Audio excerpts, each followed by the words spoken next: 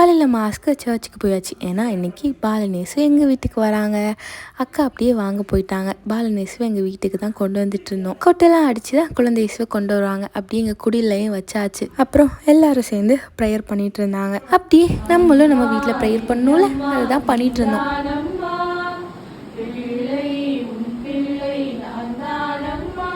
இதுதான் நாங்கள் எங்கள் வீட்டில் வச்ச குடில்.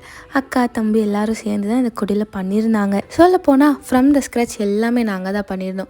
பார்க்குறதுக்கு ரொம்ப காசு செலவாயிருக்குமோன்னு பார்ப்பீங்க. அப்படிலாம் இல்லை, இருக்கிறத வச்சு கொஞ்சமாக திங்ஸ் வாங்கி குடிலை நாங்களே பண்ணிட்டோம். யூஸ்வலாக இல்லாமல் டிஃப்ரெண்ட்டாக பண்ணலான்னு தான் இந்த தீமில் நாங்கள் குடிலை செட் பண்ணியிருந்தோம். நான்லாம் எங்கள் அக்காவுக்கு அசிஸ்டன்ட் தான். அவள் ஏதாவது பண்ண சொன்னால் பண்ணி கொடுப்பேன். இதெல்லாம் நமக்குலாம் வராதுப்பா.